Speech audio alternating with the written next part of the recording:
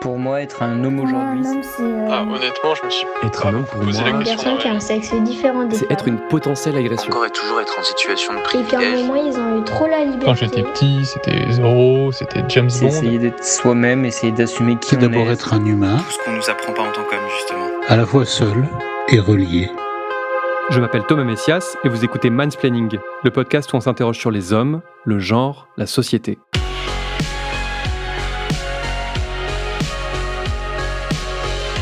C'est quoi les métiers de rêve que sur votre lit de mort, vous regretterez de ne jamais avoir pu exercer ? Ma liste à moi n'est pas très longue, mais tout en haut, il y a pas mal de métiers liés au bébé et à la naissance, et notamment sage-femme. Oui, une bonne fois pour toutes, ça se dit même pour les hommes.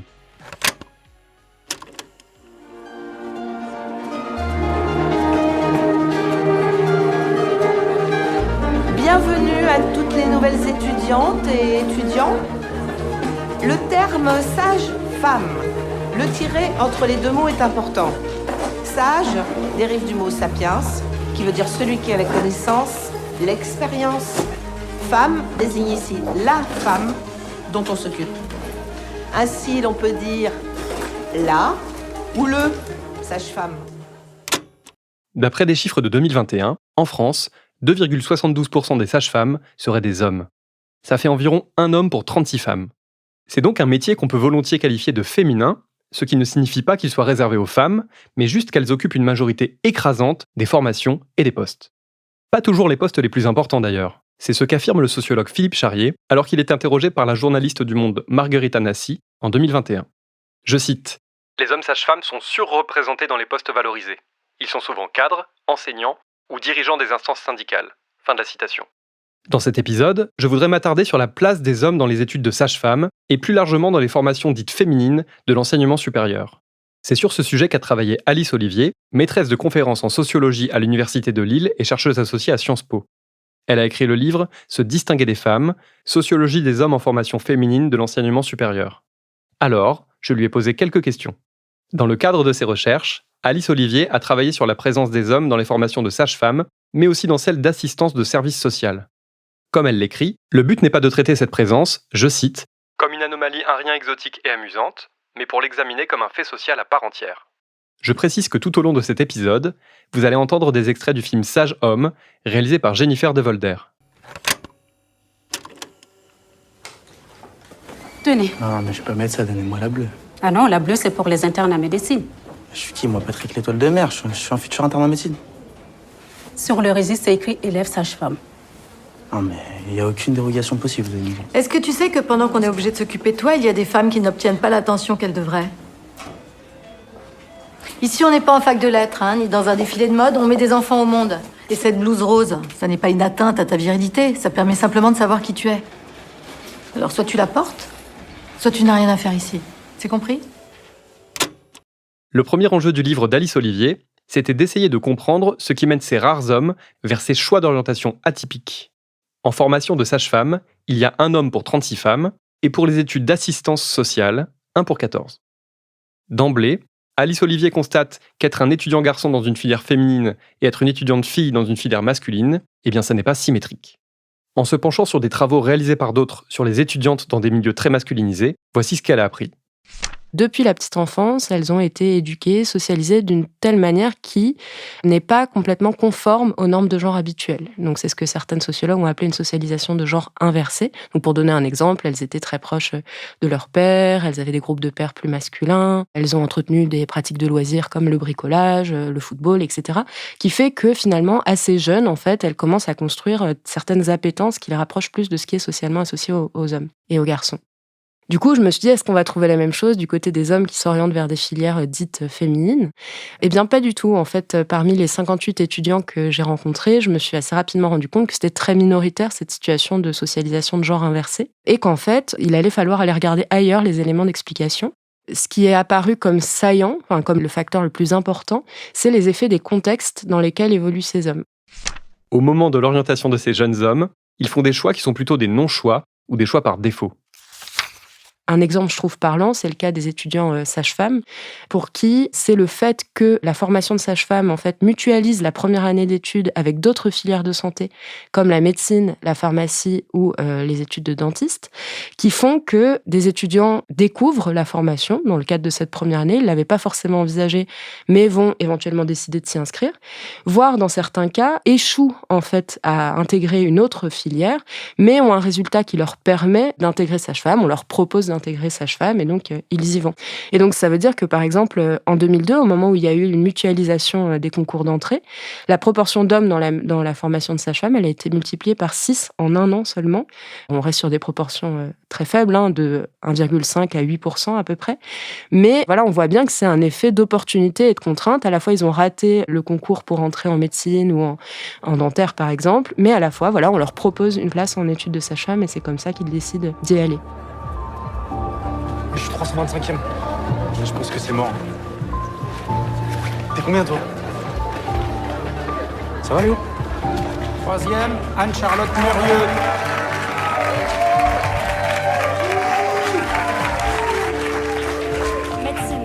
Médecine. 31e, Samuel Coffre.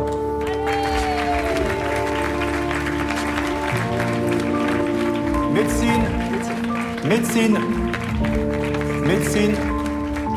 C'était la dernière place en médecine. C'était la dernière place en dentaire.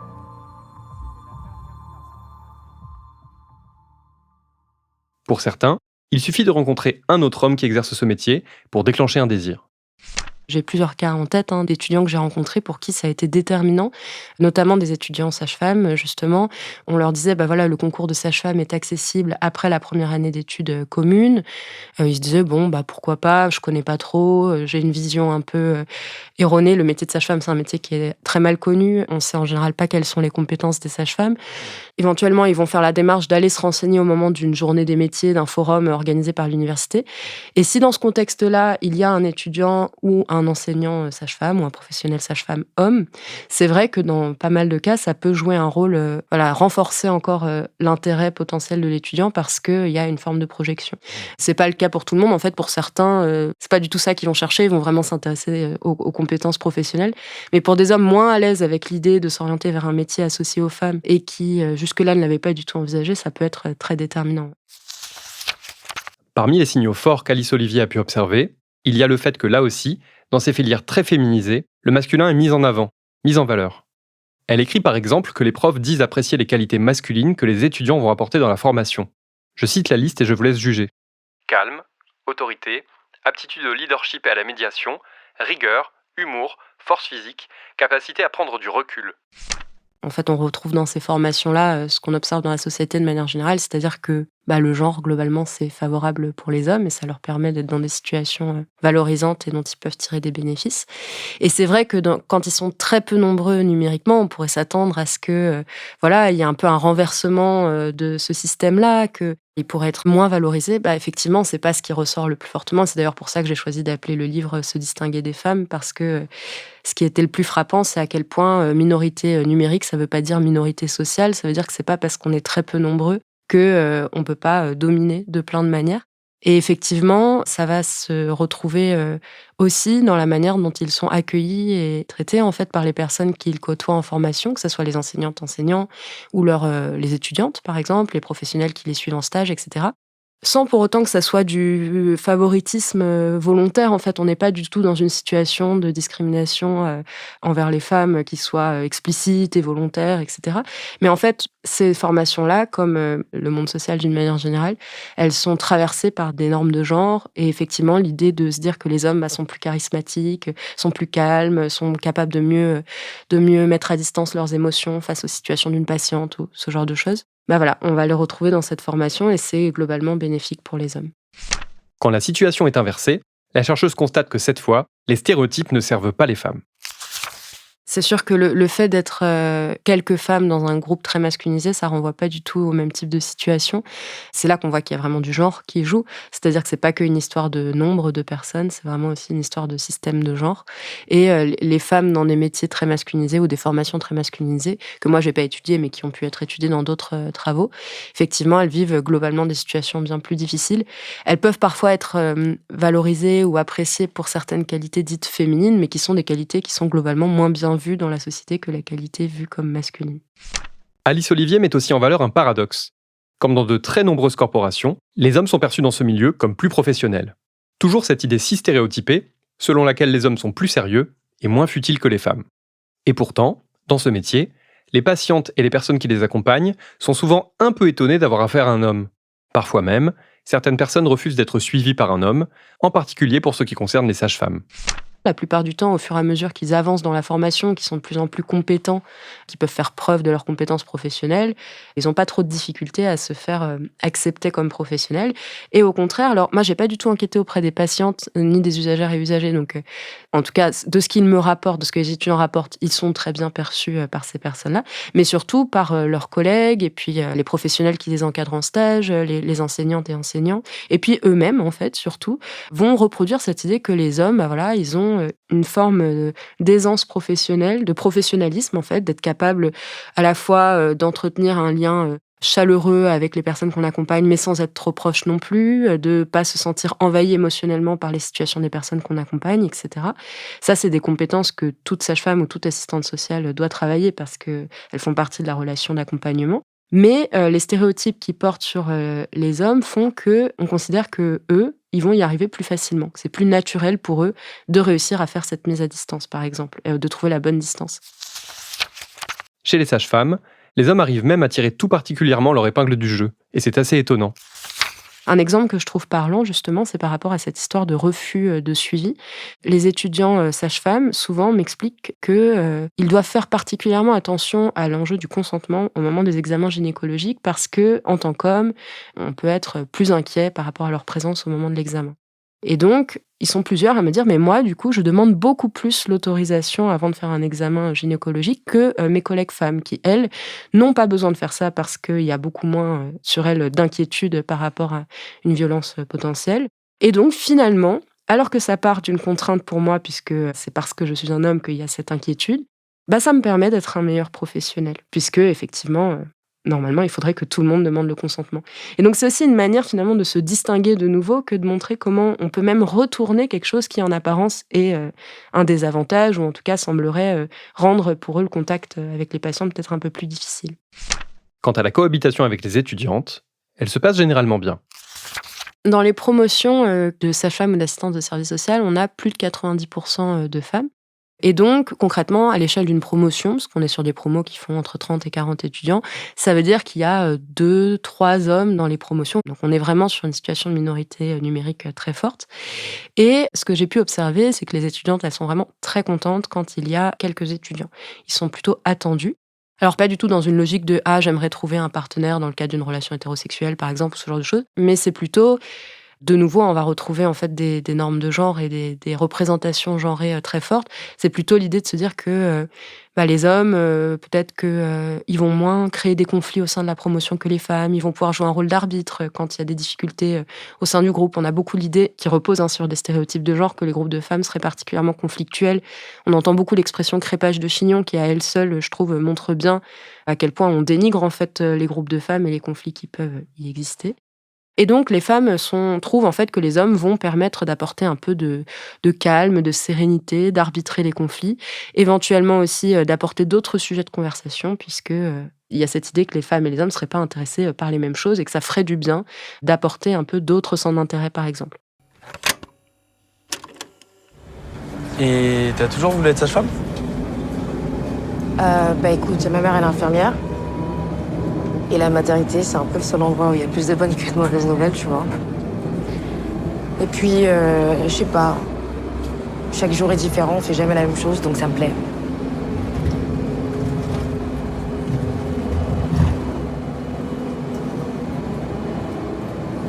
Et toi ?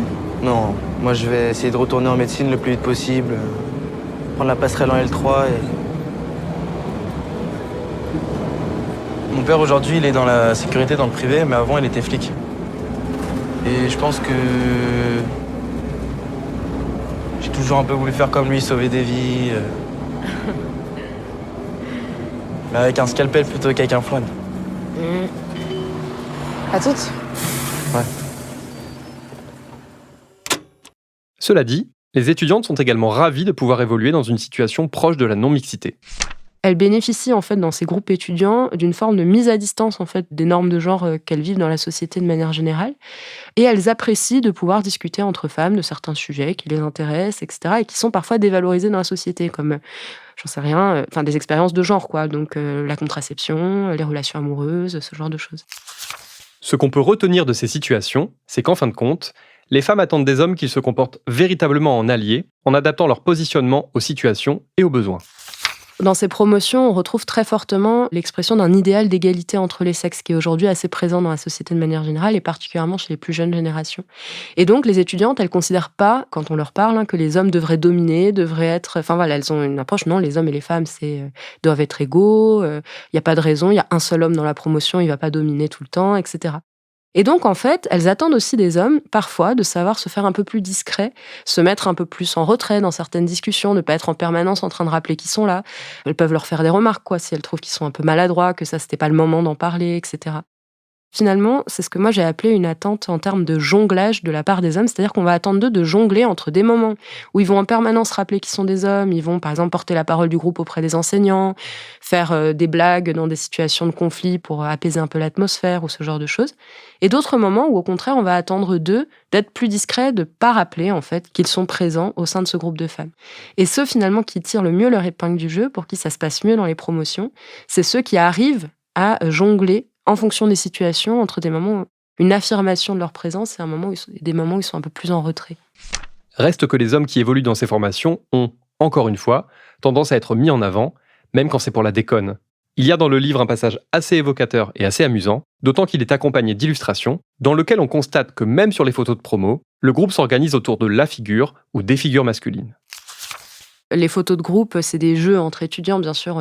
L'idée, c'est pas de représenter la réalité du groupe, mais en tout cas, il y a quand même des choix de mise en scène qui sont faits, qui sont souvent de mettre sur ces photos. Donc, on peut voir un homme, par exemple, allongé devant, et puis toutes les femmes derrière lui, ou alors l'homme au milieu et toutes les femmes avec les bras en l'air qui vont vers lui, comme si elles étaient en pamoison devant l'homme, etc. Donc, il y a une mise en scène, en fait, d'une forme d'hétérosexualité exacerbée. En fait, on plaisante, on se dit, ils sont tellement peu qu'on est évidemment toute amoureuse de lui, ou alors il y a vraiment des jeux autour du fait d'avoir si peu d'hommes dans la promotion. Ça ne veut pas dire qu'elles sont effectivement toutes amoureuses de lui, c'est vraiment de la mise en scène, mais qui vient accentuer, qui vient montrer le caractère un peu incongru de leur présence dans ces formations, et on va beaucoup en jouer. On observe des moments où les hommes sont rappelés à leur rareté, en fait. C'est ça aussi qui leur permet de se distinguer. Et eux-mêmes vont aussi se rappeler leurs différences régulièrement. Souvent, ils n'ont pas trop envie de se fondre complètement dans le groupe étudiant, même au bout de plusieurs années de formation. Même dans la façon dont les enseignants et les enseignantes s'adressent à une promotion, on réalise que cette mise en avant des hommes existe aussi au niveau du langage, simplement parce que cette fameuse règle du masculin qui l'emporte sur le féminin s'applique même quand il n'y a qu'un mec dans la salle. Alice Olivier raconte qu'à part dans le cas de quelques enseignantes féministes qui ont décidé d'employer le féminin générique quoi qu'il arrive, ce sont effectivement nos bonnes vieilles règles grammaticales ancestrales qui s'appliquent dans la plupart des cours. Cela dit, moi, mon enquête, je l'ai faite principalement entre 2014 et 2016, donc avant la généralisation des débats autour de l'écriture inclusive, etc. Je ne sais pas du coup si aujourd'hui ça a un peu changé par rapport à ça, je ne suis pas complètement sûre, mais c'est possible quand même que ça soit un peu plus fréquent que des personnes décident de ne pas parler au masculin. À mon avis, ça reste encore assez marginal parce que beaucoup de personnes, en fait, dans la vie de tous les jours, continuent à utiliser cette règle-là, qui est la règle officielle de français. Mais en tout cas, il y a peut-être quand même une histoire aussi de moment où se passe cette enquête. Mais je trouve qu'elle est parlante. Cet exemple, il est parlant parce que il montre que le genre, ça vient se glisser dans tous les espaces et dans toutes les dimensions de la vie sociale, et notamment le langage. Et cette expression, le masculin l'emporte sur le féminin, qu'on apprend à l'école, en tout cas que beaucoup ont appris à l'école, finalement, on la retrouve là dans ces formations-là. Et ça peut paraître anecdotique, le langage, mais finalement, ça vient soutenir tout un système où généralement, ces hommes, même minoritaires, ils dominent, ils se distinguent dans ces promotions-là. Avec Alice Olivier, On a un peu discuté du film Sage Homme, qui suit un jeune homme qui, en raison d'une place insuffisante au concours de médecine, se retrouve bon gré mal gré tenu de suivre une formation de sage-femme. Karine Viard incarne l'enseignante qui va se charger de le prendre sous son aile, de lui apprendre le métier et de lui secouer les puces. Sage Homme est sorti en mars et il est désormais disponible en VOD. Dans le film, qu'Alice Olivier dit trouver crédible malgré quelques raccourcis scénaristiques nécessaires, le héros nommé Léopold est déterminé à rejoindre une formation de médecin généraliste le plus tôt possible. En études médicales, il existe des passerelles entre les filières, et notamment entre sage-femme et médecine, dentaire, pharma. Et du coup, moi, j'ai rencontré beaucoup d'étudiants et d'étudiantes, mais quand même proportionnellement plus d'hommes, qui acceptent une place en sage-femme en fin de première année en se disant « je repartirai en médecine plus tard ». Et ça, c'est le cas de l'étudiant dans le film, et effectivement, c'est très répandu. Et d'ailleurs, les hommes sont surreprésentés par la suite dans les demandes de passerelles. Donc ça, pour le coup, j'ai trouvé ça assez crédible et c'était intéressant de le montrer parce que c'est souvent aussi ce qui va motiver le choix de se dire je le fais, mais c'est temporaire. Après, moi, je trouvais que c'était un très bon film plutôt aussi sur le métier de sage-femme en tant que tel parce qu'en fait, il prend le prétexte de cet étudiant pour montrer beaucoup de choses sur l'hôpital public, le métier de sage-femme, les relations avec les médecins et avec les autres corps professionnels à l'hôpital. Pour moi, c'est surtout sur la relation de soins avec les patientes, etc. Dans le film, Léopold est particulièrement bien traité par cette prof. Il n'en a d'abord pas conscience, mais par rapport à ses camarades de formation, il est nettement plus responsabilisé et plus impliqué dans certaines actions. On ne sait pas dans le film si le fait que cet étudiant ait plus d'opportunités pendant son stage, c'est lié au fait que c'est un homme ou c'est lié au fait qu'il soit accompagné par cette professionnelle-là. Moi, l'hypothèse que je fais, en tout cas, ce qui serait crédible sociologiquement d'après ce que j'ai pu voir, c'est qu'effectivement, le fait d'être un homme, ça lui donne un certain nombre d'opportunités.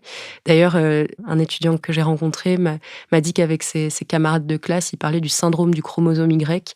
C'est pour désigner tous les privilèges qu'il a en stage en tant qu'homme, puisqu'il est très visible, on veut toujours l'accompagner, lui proposer dès la fin de première année en école de sage-femme de faire un accouchement à 4 mains, alors que normalement, ça se fait seulement l'année d'après, etc. Voilà, ce que moi j'ai pu voir dans mon enquête, c'est que c'est vrai qu'ils ont un certain nombre d'opportunités en stage. Encore une fois, s'ils montrent de l'intérêt et s'ils sont motivés pour être dans cette formation, puisqu'il n'y a pas non plus... des étudiants pas du tout intéressés vont pas être mis en valeur. Mais en tout cas, ceux qui sont motivés, effectivement, ils peuvent se démarquer d'une manière qui, en général, leur est bénéfique et du coup bénéficier d'un certain nombre de privilèges pendant la formation. Se distinguer des femmes, Sociologie des hommes en formation féminine de l'enseignement supérieur, d'Alice Olivier, est disponible dans une collection dirigée par l'Observatoire national de la vie étudiante. Je vous le conseille vivement, car c'est un livre de sociologie vraiment accessible à toutes et à tous, et un véritable plaisir de lecture. C'était Mansplaining. N'hésitez pas à vous abonner au podcast sur votre plateforme favorite, à mettre des cœurs et des étoiles, et à laisser des commentaires. Vous pouvez aussi écrire à mansplaining@slate.fr ou nous contacter via le compte Instagram Mansplaining Podcast. Mansplaining est un podcast de Thomas Messias, produit et réalisé par Slate Podcast. La direction éditoriale est assurée par Christophe Caron, la production éditoriale par Nina Pareja, et le montage, la réalisation et le mixage par Mona Delahaye. À dans 15 jours.